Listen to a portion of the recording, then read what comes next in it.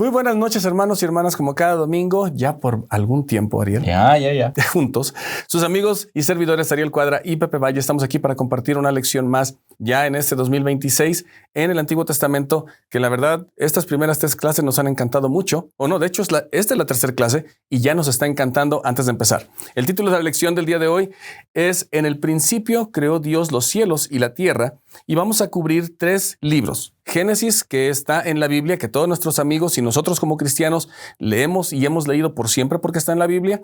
El libro de Moisés, que estuvimos hablando la semana pasada en cómo este libro fue revelado por el profeta José Smith y también nos da una visión de lo que es la creación. Y también Abraham 4 y 5, lo cual también expande esta visión. Así que, Ariel, con esta ni siquiera introducción, nada más dando el título de la lección, ¿qué te hace pensar el hecho de tener 3 diferentes historias reveladas? 2 de ellas, bueno, las 3 fueron reveladas en diferentes tiempos. ¿Cómo te hace sentir que Dios está tratando de explicarnos qué pasó al principio?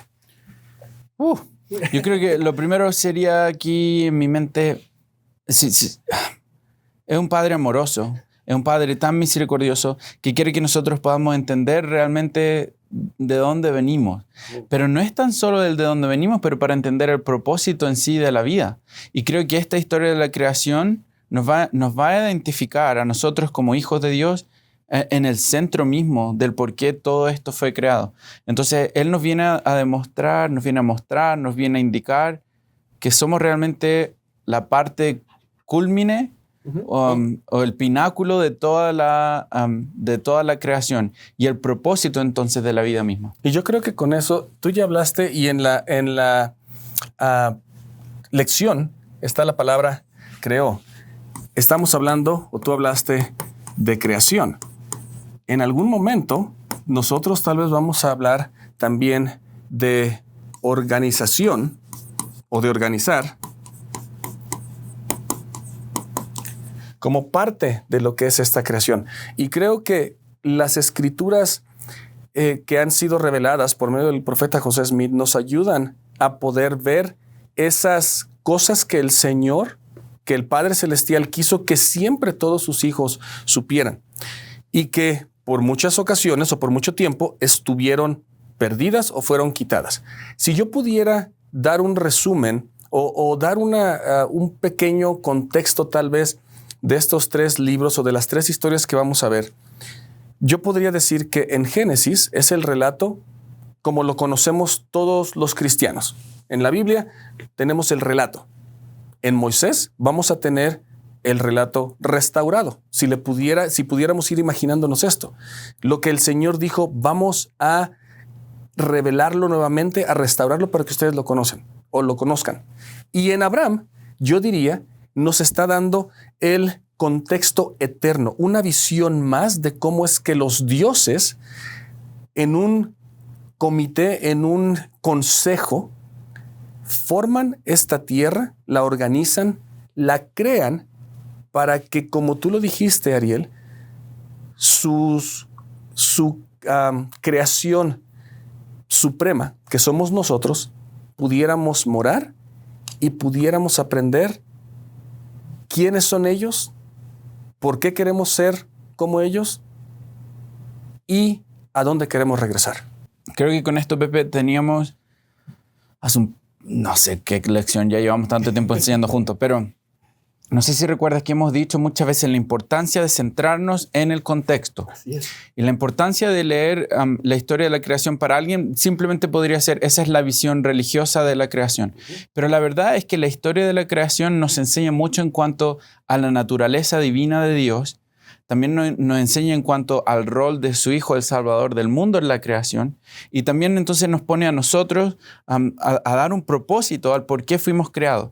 Pero también es importante ahora ponerlo en un contexto más amplio, porque esta historia, la historia de la creación, es el principio mismo de la Biblia. Estamos hablando de miles de años hacia atrás. Entonces, si intentamos o tratamos de ver esta historia simplemente en la manera en la que nosotros entendemos el mundo hoy en día, nos perderíamos de muchos detalles que nos ayudarían a entender Dios, Jesucristo o nosotros mismos. Por ejemplo, en una de estas clases que hace mucho tiempo enseñábamos, hablábamos de cómo el mundo israelita percibía el mundo en el que ellos vivían.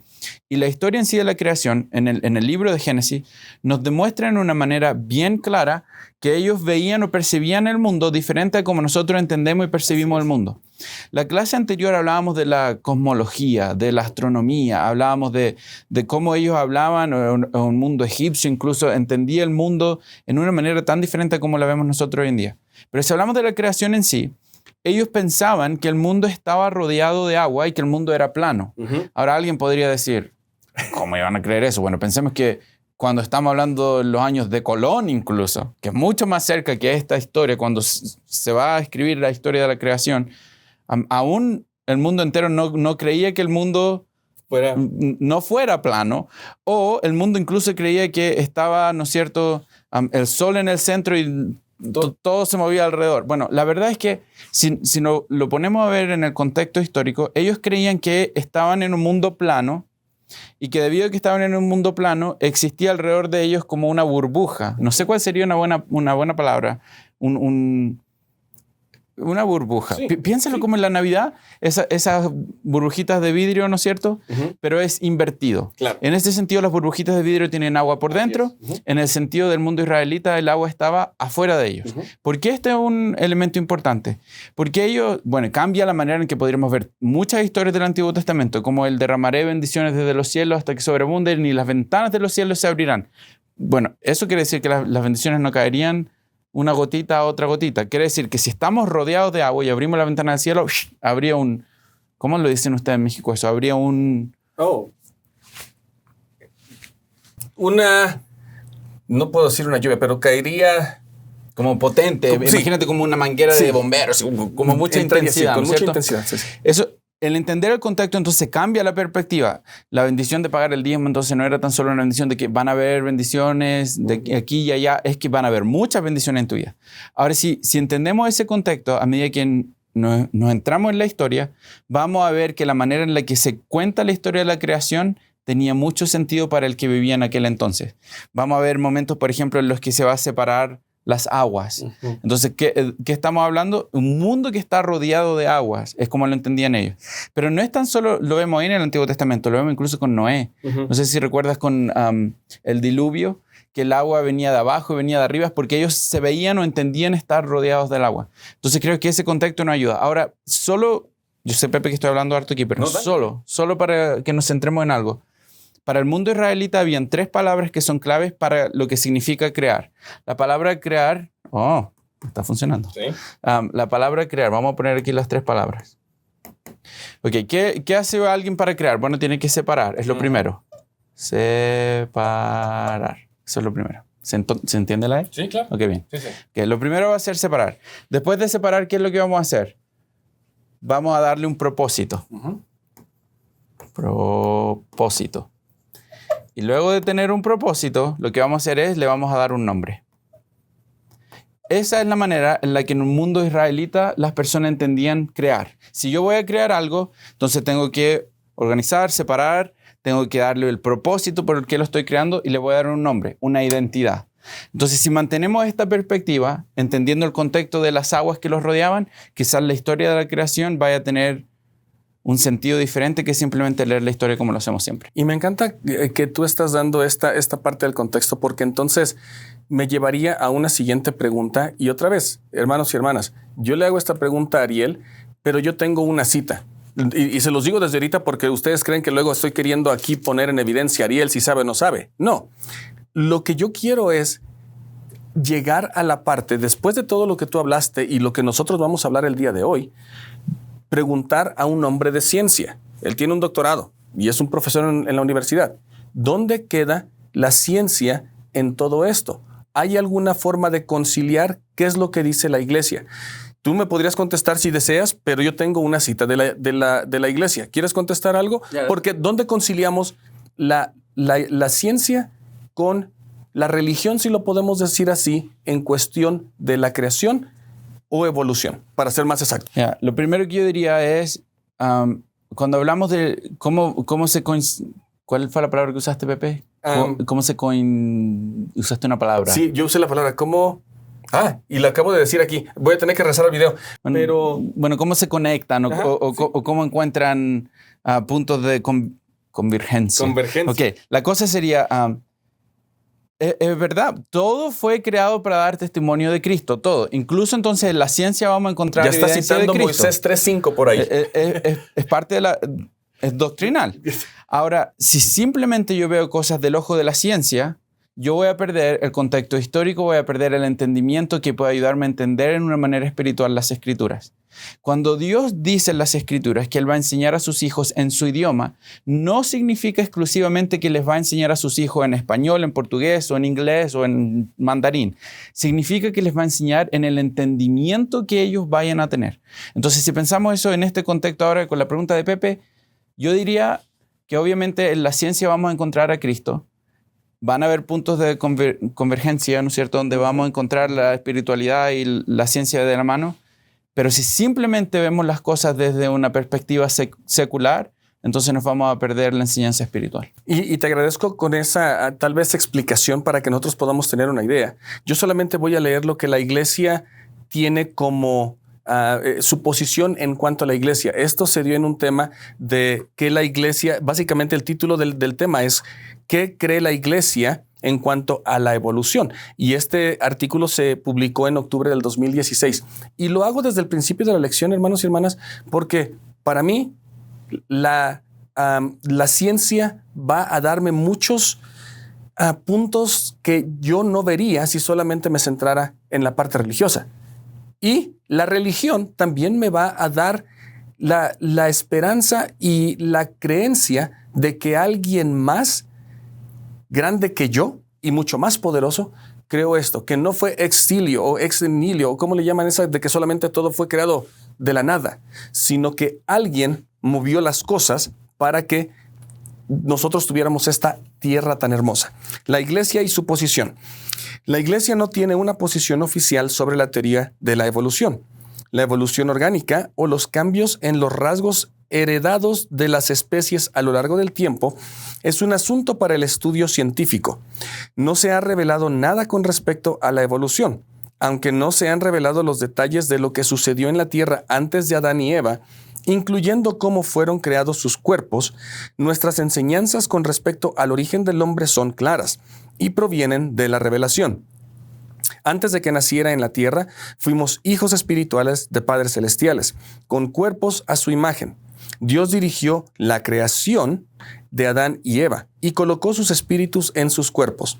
Todos somos descendientes de Adán y Eva, nuestros primeros padres, quienes fueron creados a la imagen de Dios. No hubo hijos espirituales del Padre Celestial en la tierra antes de que Adán y Eva fueran creados. Además, por un tiempo vivieron solos en un ambiente paradisíaco donde no había ni muerte humana ni familia futura. Cayeron de ese estado y esta caída fue una parte esencial del plan del Padre Celestial para que llegáramos a ser como Él. Y creo que con esto, a menos que tú quieras agregar algo, entonces la iglesia no está peleada con la evolución, tampoco la niega ni la afirma, solamente dice no se ha revelado y vamos a estudiar nosotros lo que nos toca, que son las revelaciones que tenemos el día de hoy. Yeah. Entonces, bueno, hablemos entonces de lo que se ha revelado. Exactamente. Porque si hablamos de lo que se ha revelado en la historia de la creación, incluso traje algunas citas de esto, pero al analizar la creación, alguien podría decir, si ya está la historia en Génesis, ¿por qué entonces tuvo el Padre que inspirar a José o pedirle a José incluso que se realizaran estas traducciones para Moisés, el libro de Moisés, porque son en sí las traducciones que nos van a ayudar a entender Génesis con aquellas añadiduras de parte o palabras que ya no están en Génesis. Ahora, ¿por qué? Si tú te pones a pensar, Pepe, en Génesis se nos dice en el día primero, en el día segundo, en el día tercero. Es interesante porque cuando llegamos al libro de Abraham, incluso hoy en día, no se utiliza la palabra día. Se utiliza la palabra, y de hecho, por ejemplo, si alguien quisiera... Ocasión. Pero lo pueden ver, por ejemplo, en Abraham 4, 8, al final del versículo, pero una palabra que se repite durante el capítulo. Ocasión es diferente a decir un día. Y de hecho, esa palabra ocasión se traduce del inglés en lo que se escribió, José Smith revela el libro de Abraham, dice time. Y time vendría siendo tiempo o periodo. Ya. Y bueno, y viene a decir, en esta sección, no sección, en este capítulo, en Abraham, en el capítulo 4, se utiliza ocasión o vez. Así es. ¿Qué tanto fue la vez? ¿Qué tanto fue esa ocasión? La verdad es que al analizar entonces, o al reconocer la importancia de la restauración y en cómo nuestro Salvador y nuestro Padre Celestial querían que entendiésemos que no estamos hablando encapsuladamente en un tiempo de 24 horas, porque esa es una de las cosas que a lo mejor, si lo vemos solamente al punto de la ciencia, sin entender el contexto o tampoco las traducciones que son tan importantes al estudiar la traducción, al acercarnos quizás más al hebreo, entonces las interpretaciones que daríamos serían interpretaciones erróneas. El presidente Nelson, en cuanto a este punto, dijo que la creación física en sí se organizó durante etapas ordenadas de tiempo.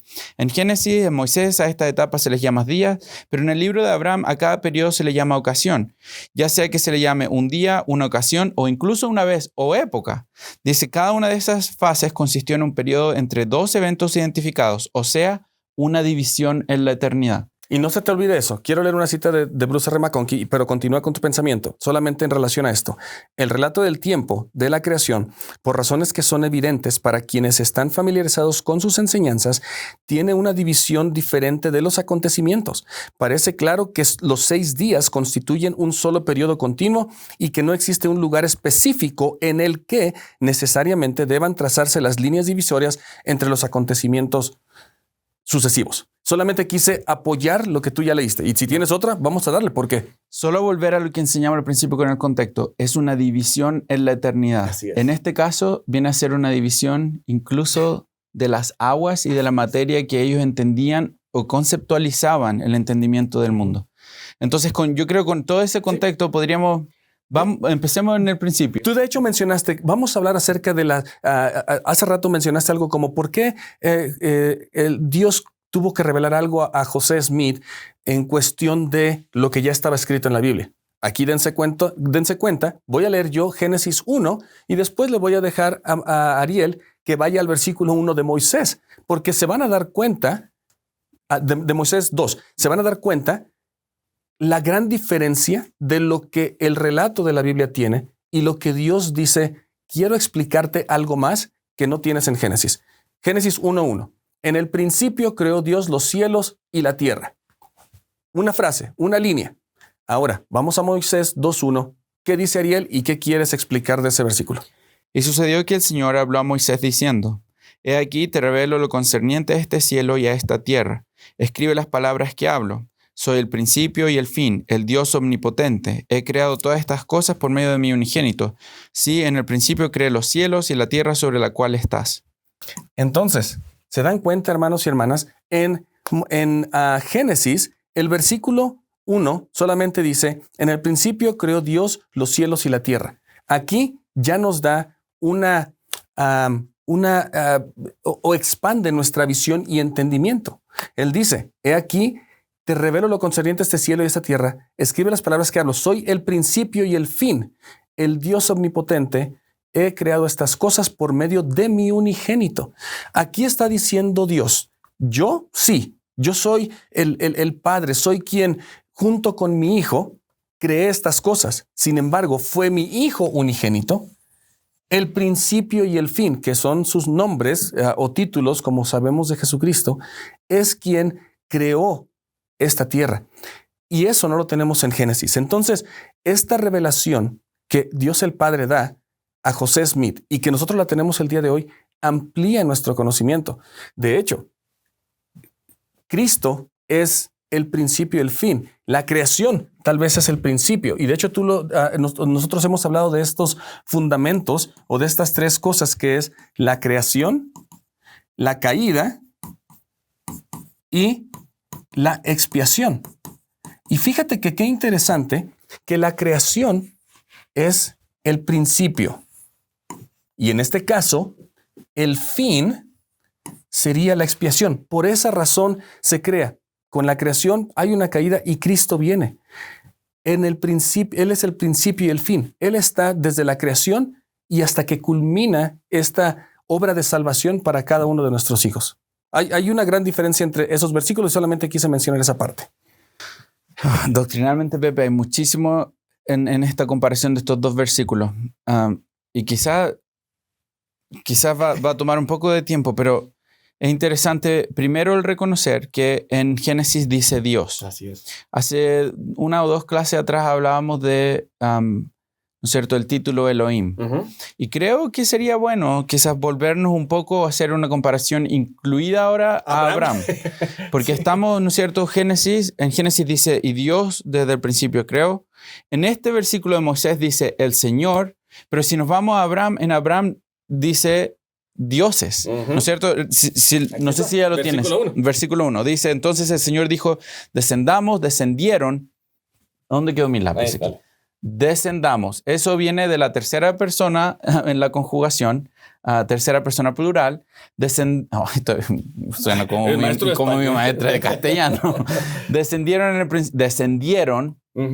ellos, plural de nuevo, tercera persona plural, y ellos, ahí está la tercera persona plural. Esto, los dioses, ok, estamos hablando múltiples.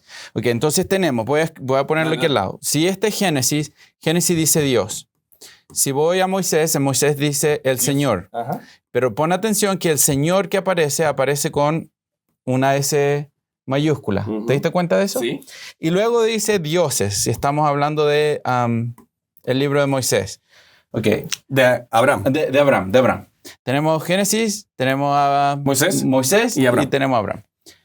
Alguien podría decir, ok, estamos testificando hoy día de que existen escrituras que son de la restauración, que nos ayudan a comprender detalles que se perdieron quizás en el texto original y que Dios necesitaba o que creía prudente que nosotros pudiéramos entender para ver el propósito incluido de nuestra propia creación.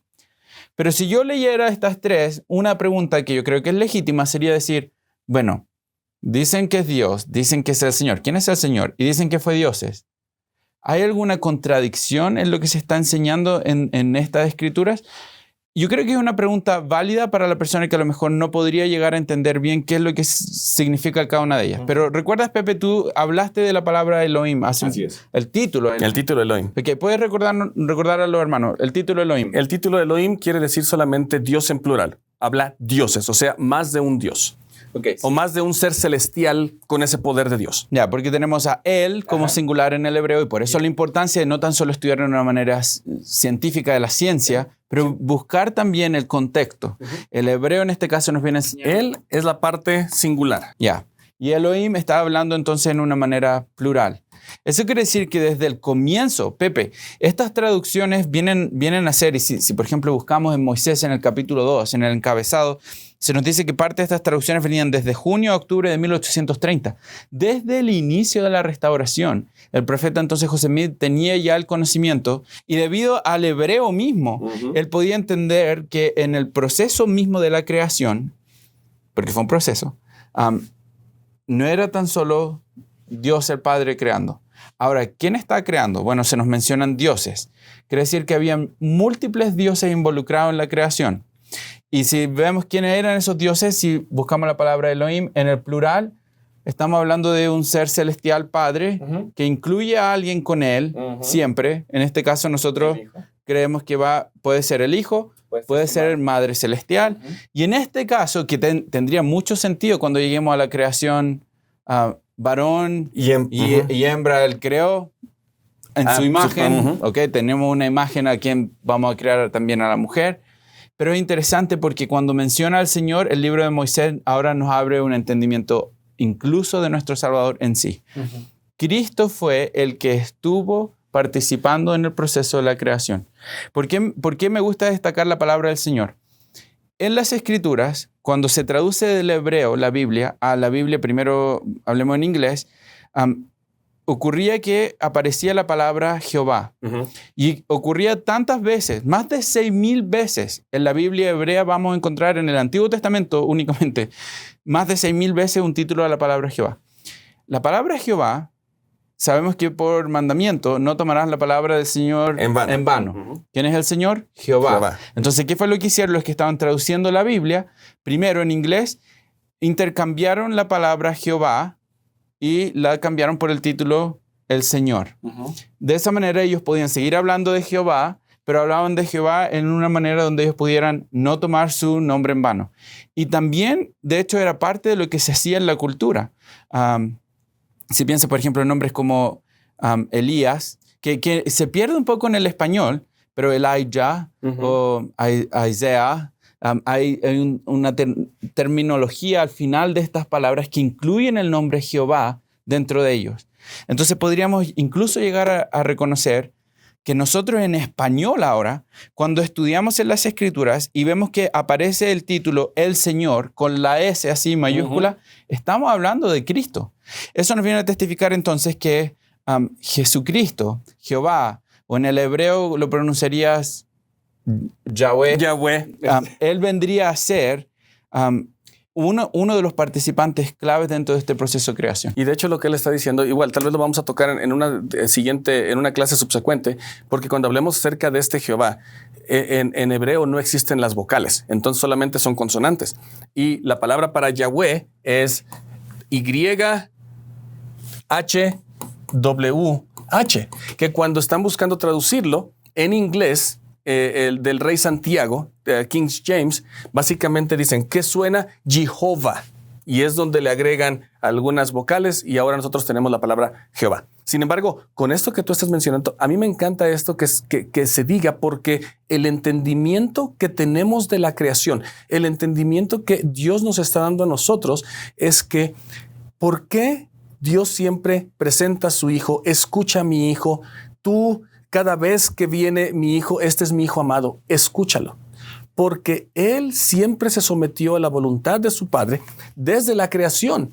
Y nos vamos a ir dando cuenta, y aquellos que hemos entrado al templo podemos ir recordando estas cosas, pero en Moisés dice, vamos a bajar, o en Abraham, los dioses descienden y hacen esto, separan algo. Moisés dice, el hijo unigénito es quien lleva al pie de la letra las indicaciones y la voluntad del Padre para que esta tierra sea lo que es el día de hoy. Así que, ¿Dios creó la tierra, Dios Padre? Sí, porque Él es el arquitecto, Él es el que tiene todo en su poder. Aquel que crea también es el que martilla. Cristo es el que viene y hace junto con otro ayudante que nos damos cuenta en el templo. Vienen y están haciendo estas obras para que ustedes y yo podamos disfrutarlas de ellas, y en algún momento cuando lleguemos a esta parte le da dominio a nosotros, al hombre, para que podamos disfrutarlas y podamos hacerlas más, no sé si más grandes, pero sí podamos embellecer esta tierra. Ya. ¿Dónde nos regresamos? Yo creo que, bueno, eso es lo importante, porque estamos, aunque ya estamos analizando Escritura, estamos analizando parte del contexto entonces de la creación. No es una interpretación simplemente santo de los últimos días. No. Está en el contexto lingüístico, está en el contexto cultural y histórico también del mundo israelita. Ahora, si nos volvamos de hecho, quizás... ¿Borramos algo? Ya, ¿a dónde nos vamos? Okay. Volvamos a Génesis. Okay. Porque empezamos en el principio, y en el principio hay que hablar que estaba Cristo, Jehová, siendo parte de la creación. Pero dice que la tierra estaba desordenada y vacía. No sé, Pepe, si a lo mejor tú traías alguna cita en cuanto a esto, pero esa frase en sí tiene mucho sentido también para el pueblo israelita. ¿Qué significaba para ellos que estuviera algo desordenado, que estuviera vacío? Si estábamos hablando de cuerdas de esa burbuja. Bueno, que básicamente arriba de ellos ellos no podían darse cuenta de lo que existía porque sus ojos carnales no lo veían. De hecho, yo traía una cita, la puedo buscar, pero básicamente eso. Ellos no tenían entendimiento de lo que había más allá fuera de esta burbuja porque no alcanzaba su vista. Ok. Las tinieblas estaban sobre la faz del abismo y el Espíritu de Dios se movía sobre la faz de las aguas. Ahora, aquí nos viene a enseñar, entonces, si estamos hablando de Dios, recordemos, estamos de vuelta en Génesis, pero estamos hablando de Jehová, bajo la dirección de Dios Padre, quien va a estar entonces ahora moviendo. Es interesante porque dice moviéndose sobre las aguas. La traducción literal del hebreo dice que fue un soplo. ¿Cómo es la palabra? Aliento. El aliento de vida. Eso nos viene a demostrar que en él entonces está la fuente de vida. Si estamos hablando de la creación y no testificamos que Cristo es la fuente de vida, entonces estamos quizás perdiéndonos uno de los aspectos centrales de esta historia de cómo las cosas se crearon. Recordemos, la creación nos viene a enseñar cuál fue el propósito de Cristo en la creación para entender cuál es mi propósito ahora con Él, cómo vamos a interactuar. ¿Y cómo interactuamos? bueno, Él puede crear algo de mí. No estamos simplemente hablando de la creación física, estamos hablando que Él tiene el poder para darme vida. Si quizás peco, si quizás me equivoco, si quizás estoy quebrantado, si tengo miedo, si tengo inseguridades, Él puede crear vida en mí. Y de hecho, con eso que tú mencionas, yo quiero, ahorita Ariel de hecho tocó un punto al que yo creo que íbamos a llegar sin duda durante la lección. Pero en la parte de aplicación y en la parte de comprensión del amor de Dios, en esta parte de la creación, Dios está formando, Dios está organizando, Dios está separando las tinieblas de la luz, está poniendo todas las cosas en orden para que lleguen a ser algo hermoso. Si durante toda esta lección pusiéramos nosotros nuestra vida como parte de esa creación y a Dios como ese creador, a ese organizador de mi vida, entonces vayamos permitiéndole, y lo vamos a ir mencionando durante la lección, permitámosle a Cristo que separe las sombras de la luz de nosotros, que nos diga, esta es la luz aparte de las sombras, que vaya poniendo las cosas en nuestra vida, que nos va a permitir ser e irradiar lo que Él desea que seamos, que realmente seamos sus hijos aquí en la tierra y que seamos su máxima creación, su escultura profunda. Entonces, recordemos, la creación se está hablando de un mundo, pero si habláramos de nuestra propia vida, realmente podemos darnos cuenta qué tan amoroso es Dios, de que aquel que crea toda la tierra también va a estar preocupado por usted y por mí. De hecho, el presidente Nelson decía, toda la creación fue planeada por Dios. Testifico que la tierra y todo lo que vive en ella son de origen divino. La creación no se hizo por casualidad. Y en sí la creación misma entonces testifica del Creador. Entonces, si Pepe hablaba, ¿no es cierto? Él puede separar las sombras de la luz en mi vida. También podemos decir, Él puede traer orden en mi vida. A medida que yo me acerco al Creador, el quien todas las creaciones que nos rodean testifican de Él, entonces yo puedo, si yo me acerco a Él y si yo me entrego mi vida a Él, Él podrá del caos que yo tenga en mi vida hacer algo que sea hermoso, algo que tenga propósito y algo que tenga un nombre. En este... Dale. Le salió muy bien. Sí. Nos pusimos israelita. Recordemos esos 3 puntos que hablábamos al principio. Y en este caso, Él quiere crear de mí alguien que pueda llevar su nombre. Entonces, vemos en sí, entonces, la historia de la creación no es simplemente cómo se organizó, se creó la tierra, pero está realmente demostrándonos la naturaleza del Creador y cómo Él puede transformar o crear algo en mí también. Entonces, con eso que estás mencionando, Ariel, a mí me gustaría, y solamente, hermanos, por cuestión de tiempo, porque si no le hacemos así, creo que nos vamos a tardar muchísimo más. Yo les quisiera mostrar a ustedes una tabla donde, desde el primer día, aquí nosotros separamos los días de la creación o los periodos de la creación. Igual yo digo días porque es lo más coloquialmente que nosotros entendemos. Sin embargo, en estas escrituras hablamos de los periodos o del espacio. Yeah. Así que tengo aquí esta tabla que la vamos a poner ya en la pantalla un poco mejor, donde está el día y los versículos donde ustedes lo pueden encontrar en Génesis 1 y 2, Moisés 2 y 3, Abraham 4 y 5. Y aquí le voy a hacer la pregunta a Ariel. Por cuestión de tiempo, ¿queremos ir rápido hablando de cada uno de estos? ¿Lo dejo aquí o a dónde nos vamos? Porque yo sé que hay mucha más doctrina. Entonces, ¿qué quieres que hagamos? Ok, Pepe, yo voy a escribir en tu documento, pero después lo podemos borrar, ¿no? Sí. Ok. Dale.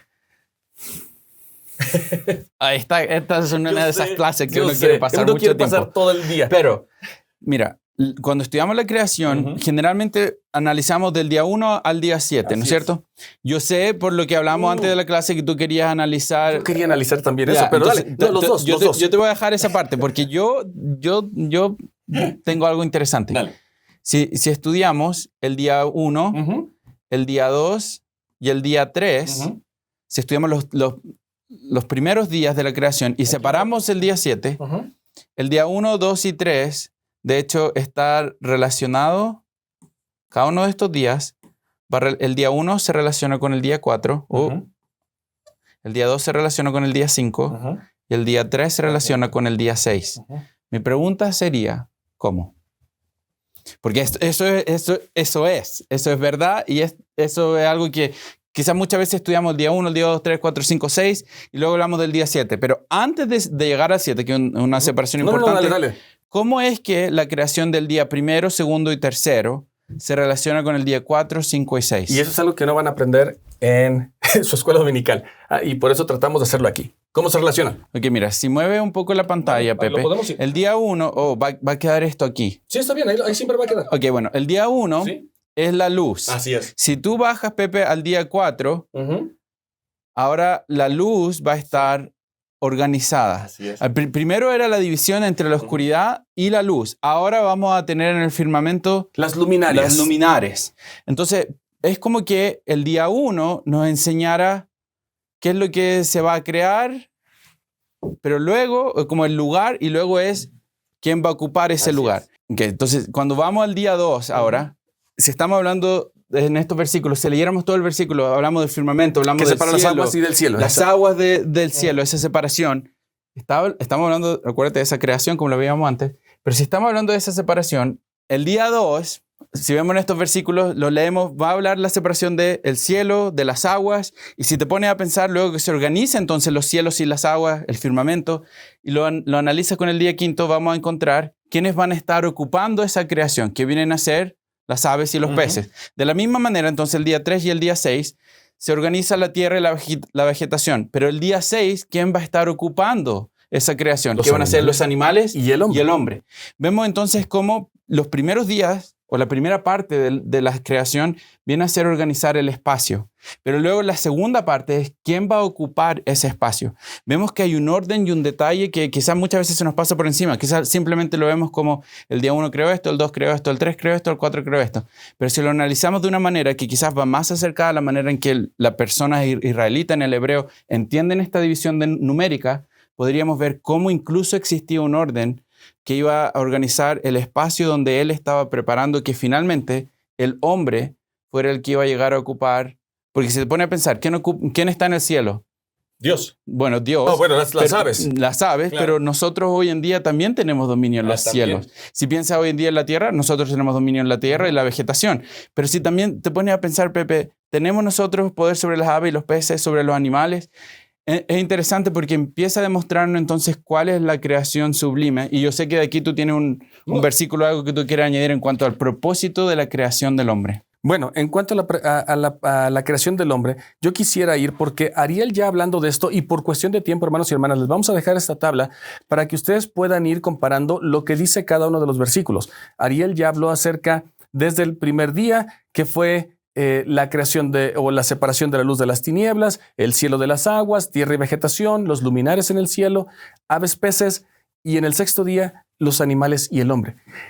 Cuando se crean todas estas cosas en el día sexto, después de por ahí del versículo 24 en Moisés 2, donde dice, produzca la tierra seres vivientes según su especie, ahí le manda a todos a que puedan producir que las bestias del campo estén allí, que se multipliquen y que llenen la tierra.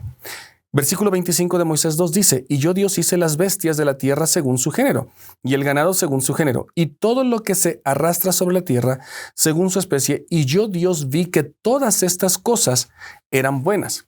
Y vamos a hablar un poquito acerca de esto, nos vamos a regresar allí. Pero Dios ve que toda esta creación fueron buenas. Ahora, lo que a mí me interesa y no tanto me interesa, pero me agrada mucho, es lo que en el versículo 26 habla, diciendo de Moisés 2, y yo Dios dije a mi unigénito, el cual fue conmigo desde el principio, hagamos al hombre a nuestra imagen, conforme a nuestra semejanza, y fue hecho. Y yo, Dios, dije, tenga dominio sobre los peces del mar, sobre las aves del cielo, sobre el ganado, sobre toda la tierra y sobre todo lo que se arrastra sobre la tierra. Y después dice, y yo Dios creé al hombre. Pero aquí, Ariel, a veces nosotros podemos llegar a malinterpretar esta palabra que dice, le dio dominio. Y en muchas ocasiones nosotros pensamos o llegamos a comprender de que, o solamente lo asumimos, de que dominio es ejercer un poder y decir yo soy el más poderoso y soy el que va a mandar aquí. Sin embargo, cuando yo me puse a buscar no tanto la definición, pero sí poder entender lo que es el dominio. Y fíjense que nosotros a veces le damos esta mala connotación de solamente poder. Piensen un poquito. Un rey tiene dominio sobre su reino. Y yo no conozco a ningún rey que quiera destruir su propio reino, sino lo quiere proteger, quiere embellecerlo, quiere que su dominio, quiere que su reino sea el más grande de lo que existe en esa tierra. Ahora, si comparamos la palabra dominio con esto, el dominio de Dios les voy a dar lo que no es, de acuerdo a lo que se entiende. El dominio de Dios no es una tiranía. Es de hecho orden y sabiduría. El dominio que el hombre recibe es una mayordomía de que le dice al hombre, tú vas a cuidar todas estas cosas. Vas a ser el señor de las bestias, de las aves, de todo.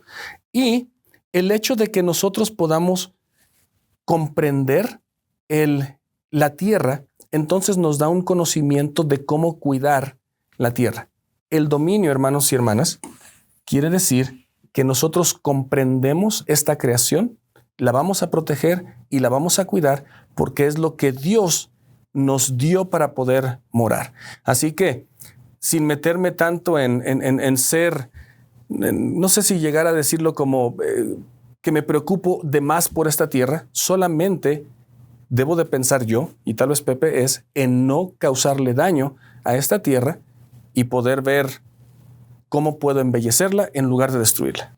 Algo que también me llama mucho la atención, Pepe, en cuanto a esta historia de la creación, es que si lo ves de una manera, de nuevo en el mundo israelita, para ellos existían múltiples dioses.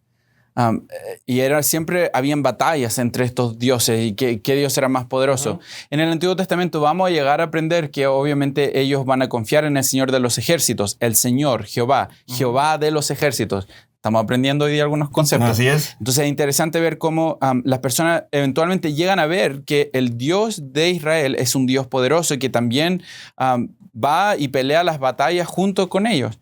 Pero creo que aquí en esta historia de la creación podemos encontrar incluso algunos aspectos que nos ayudan a entender cómo este Jehová, cómo este Dios de Israel es tan misericordioso por entregar la máxima creación al hombre. Nosotros somos en sí la creación sublime de todo este plan. Si ves, por ejemplo, en el versículo 31, y esta es una de las cosas que a mí más me encanta de todos los versículos de hoy día. Y yo, Dios, vi todo lo que había hecho, recordando lo que habíamos hablado de todos los días, pero Dios, la alusión también al Salvador mismo, a Jehová. Y aquí todas las cosas que yo había hecho eran buenas en gran manera. Y fueron la tarde y la mañana del día sexto. Hasta este momento vamos a ir encontrando, eran buenas, eran buenas, eran buenas, eran buenas. Pero ahora, al llegar al día sexto, cuando el hombre es creado y la mujer, cambia simplemente en las escrituras de decir, analícenlo, hermano, búsquenlo en su casa, en Moisés en el capítulo 2, se dice, después de cada creación, en cada día, era bueno. Y Dios dijo, es bueno. Y Dios dijo, es bueno. Pero cuando llegamos al versículo 31, dice, y eran buenas en gran manera. Eso pone entonces, para las personas en el mundo israelita, una percepción de que este Dios, de que este Jehová, que está enseñando la creación, no era un Dios que venía a pelear, pero es un Dios que viene con poder. Y viene con poder incluso ahora a enseñarnos cuál es el poder que tenemos nosotros como hijos de Dios. Somos la parte más importante de la creación. En otras palabras, el presidente Nelson, en su magnificencia el planeta Tierra es parte de algo aún más grandioso, es parte del gran plan de Dios. Abreviando, la Tierra se creó para que las familias fuesen. Somos la parte más suprema, somos la parte más buena en gran manera de la creación. Entonces deberíamos de esa manera entender que esta historia nos demuestra y nos enseña el amor que Dios tiene por nosotros. Y con eso, hermanos y hermanas, con lo que acaba de explicar Ariel, así termina el día sexto o el espacio sexto, donde de la mañana o la tarde y la mañana del día sexto.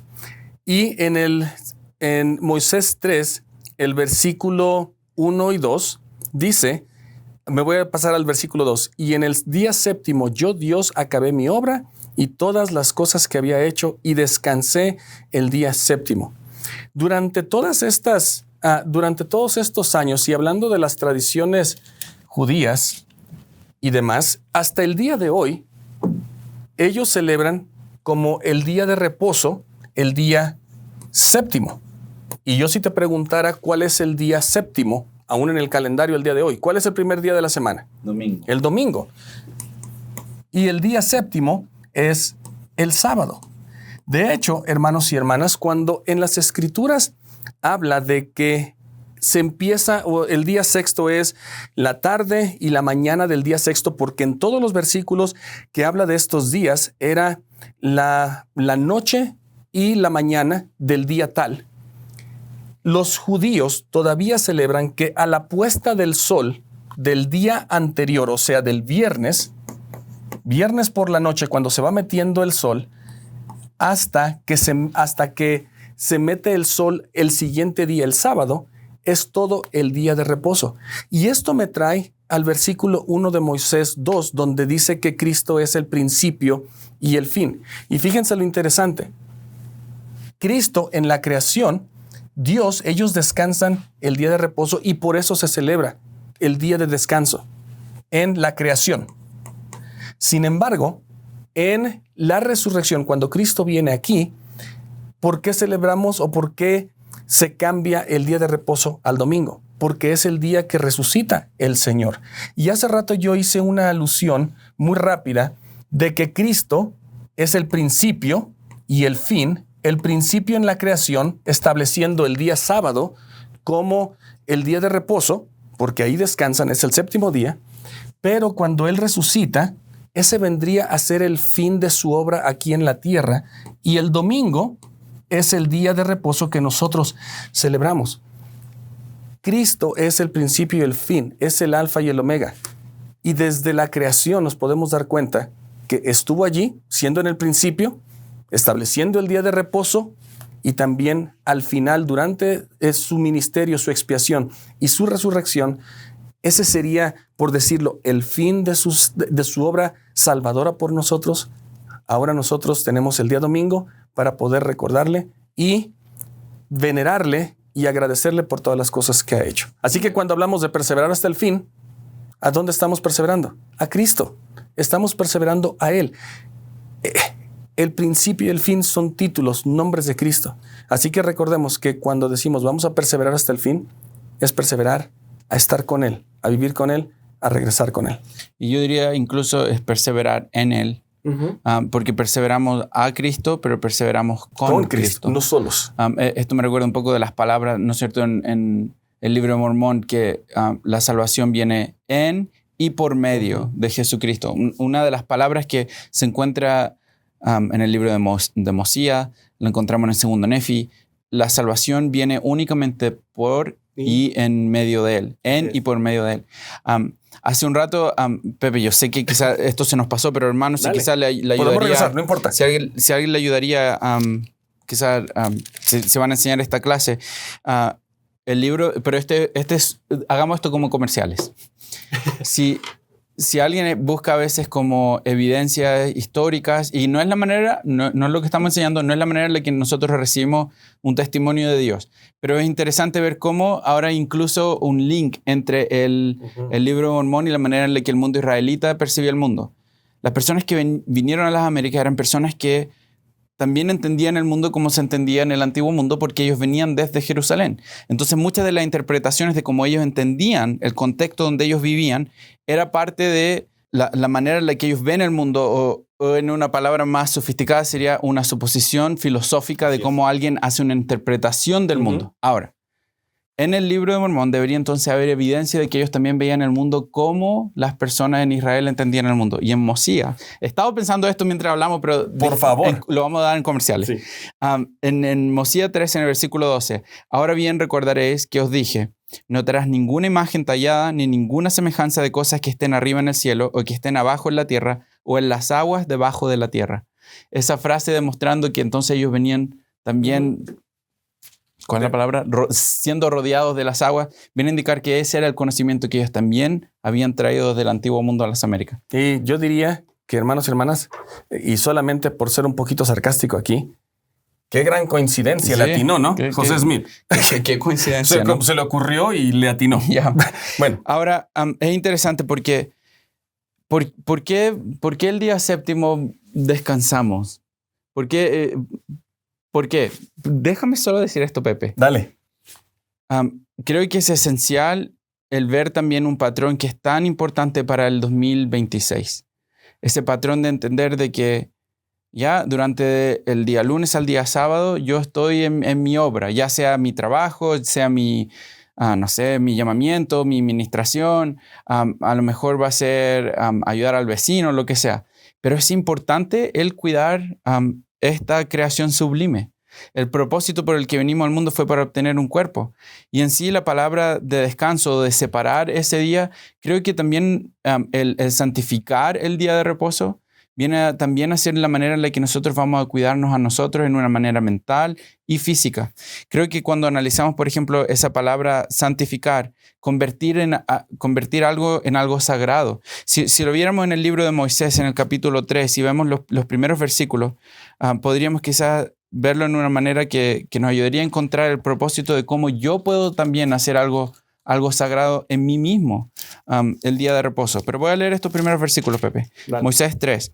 Así se terminaron el cielo y la tierra y todas sus huestes. Y en el día séptimo yo, Dios, acabé mi obra y todas las cosas que había hecho, y descansé el día séptimo de toda obra.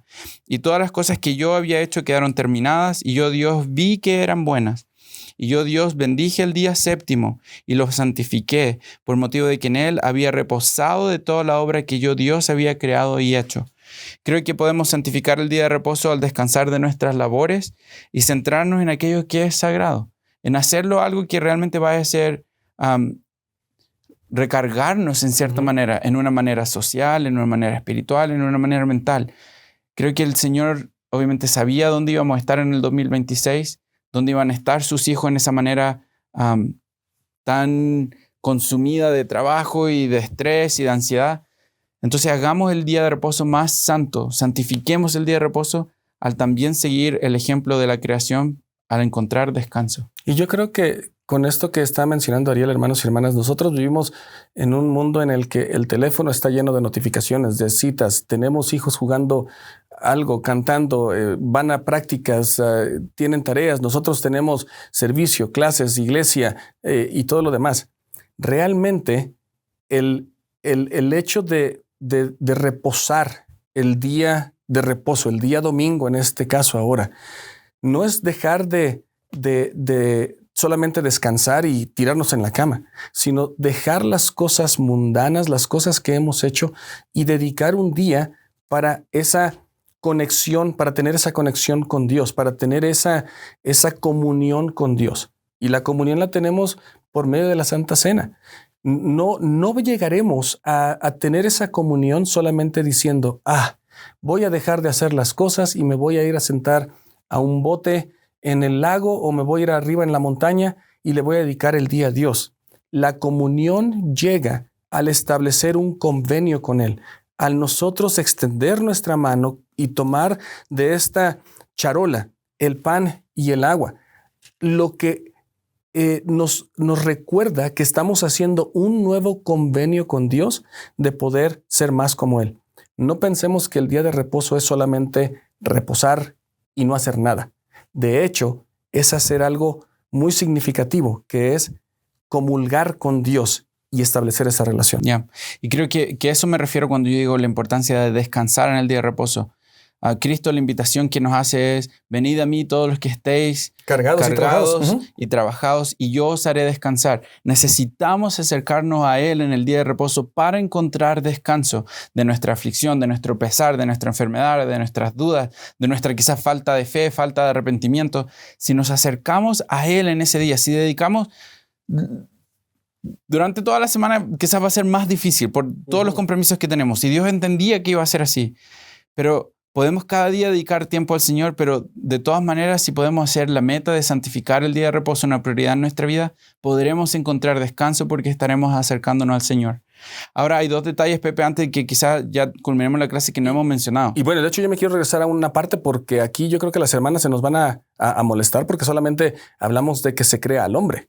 Y en el versículo 20, estoy hablando en Moisés. Cuando estamos hablando, dice varón y hembra los creé a mi imagen. Yo no sé si tenemos que mencionar básicamente algo más de cómo es que la mujer fue creada o nos esperamos a la siguiente clase. Bueno, mencionábamos hoy día, ¿no es cierto?, de la Madre Celestial, la palabra Elohim, la creación que fue a semejanza de este Dios. Y si hablamos de Dios, entonces en la manera del hebreo, entonces la mujer fue creada bajo la imagen de una Madre Celestial y el hombre fue creado bajo la imagen de este Padre Celestial. Ahora, lo que yo sí diría es, si quieres saltarte al punto de cómo fueron creados. No tanto que me quiera, sino solamente mencionar. Viene la historia de la costilla, ¿no es cierto? Que aparece por aquí. Es interesante porque el presidente Spencer W. Kimball dijo en una ocasión que el relato de la costilla es algo claro, que era figurado.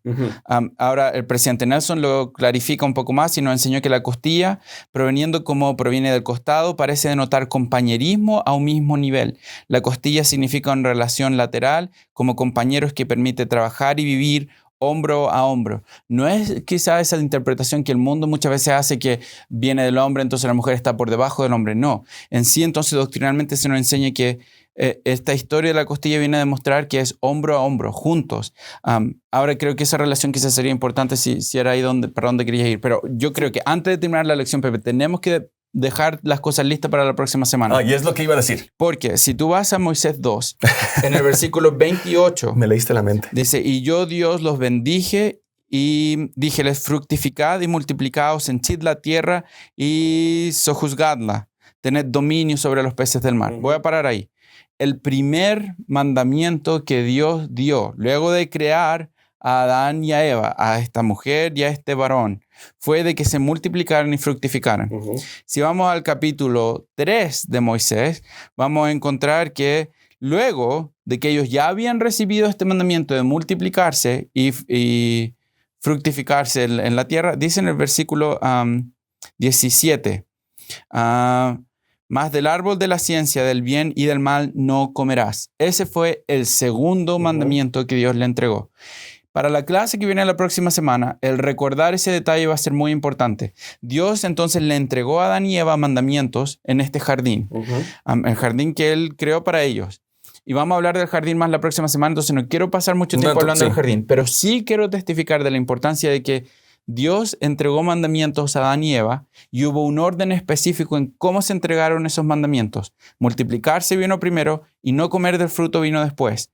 Entender ese orden nos va a ayudar a entender la caída en una manera que quizás no muchas veces la entendemos la próxima semana. Entonces, hagamos una nota mental en los márgenes de nuestras escrituras y solo recordemos lo hermoso que es reconocer que nuestro Padre tiene un plan y tiene un propósito. No fue simplemente algo casual y no fue algo que apareciera, ¿por qué no? Creemos una estrella y creemos una planta y creemos un animal.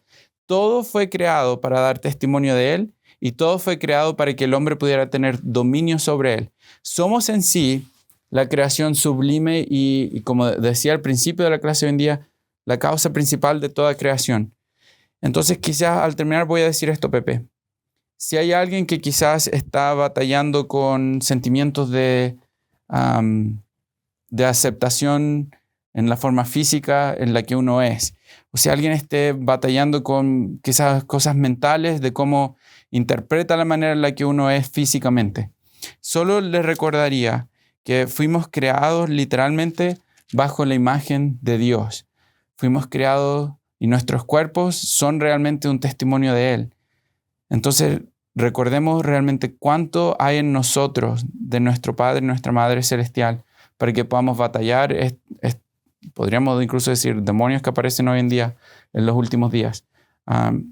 Creo que es hermoso ver cómo en la creación aprendemos lo amoroso que Él es y también aprendemos lo importante que va a ser entender de su amor para yo poder seguir trabajando en el día a día. Y creo que con eso que Ariel menciona, hermanos y hermanas, creo que podemos ir terminando con nuestros pensamientos, porque el hombre fue creado de la tierra, del polvo, fue creado de allí. El polvo se sometió para que el hombre fuera creado. Dios lo tomó y después Él puso el aliento, este espíritu de vida y creó esta alma, este hombre, este ser humano. Y de su costado sale o se crea a la mujer para que juntos puedan embellecer y puedan estar en una situación de compañerismo para que puedan llegar a vivir con Dios. cuando nosotros nos sometemos a la voluntad de Dios, si somos como el polvo, Él va a organizar todas las cosas que existen en mi vida y va a separar las cosas que me están alejando o que me están deteniendo de acercarme más a Él. Es difícil nosotros aceptar la voluntad de Dios. Es difícil decir, creo que me equivoqué. Creo que Dios sabe más que yo. Y hermanos y hermanas, algunas personas como yo lo seguimos aprendiendo diariamente. Y yo continúo diciendo, Pepe, si tú sabes que Dios sabe más que tú, ¿por qué no permitirle que dirija tu vida? Yo tengo un albedrío, tengo la oportunidad de escoger, tengo la oportunidad de aprender por mis propios errores y mis propias decisiones. El albedrío y el espíritu que se nos ha dado siempre va a tratar de hacer lo bueno, siempre va a tratar de acercarse a Dios. Este cuerpo imperfecto que viene del polvo, que está en una tierra imperfecta pero hermosa, querrá hacer las cosas contrarias a lo que Dios nos manda. Sin embargo, a lo largo de esta creación, por lo menos el día de hoy, a lo largo del Antiguo Testamento, donde vamos a ver que Dios una y otra vez viene a buscarme a mí y decirme, Pepe, ¿todavía no aprendes? Vamos a hacerlo una vez más. Vamos a practicarlo una vez más. Me va a enseñar, me va a dejar solo y cuando vuelva a caer, Cristo va a estar allí nuevamente para guiarme y ayudarme. La invitación mía y personalmente, como siempre lo digo, me hablo a mí mismo, es que nos permitamos obedecer la voluntad de Dios. Por ahí en Moisés ya no leímos, y en Abraham de hecho, no leímos esta escritura. La podría buscar, pero ya no, ustedes la pueden buscar. Esta tierra se creó para que pudiéramos ser muy obedientes, para que pudiéramos obedecer en todas las cosas. Y esa es la invitación, que sometamos nuestra voluntad a la de Él, porque Él nunca nos dejará solos. Me recuerda un poco las palabras del libro de Mormón, Pepe, lo que hablas con esta imagen de polvo. El libro de Mormón dice, hasta el polvo de la tierra obedece a la voluntad del Señor, y nosotros no. Pero del polvo venimos, y al polvo iremos. Del polvo seremos. Entonces recordemos que quizás debemos entender el principio mismo, del por qué fuimos creados, del por qué estamos aquí, de por qué obtuvimos este cuerpo, de por qué estamos en la tierra hoy en día. Y al final de todo, se centra en el plan de un amoroso Padre Celestial que quería que pudiéramos obedecer, progresar y llegar a ser tal como Él y su Hijo son. Para poder llevar su nombre, en el dulce nombre de Él, Jesucristo. Amén. Amén.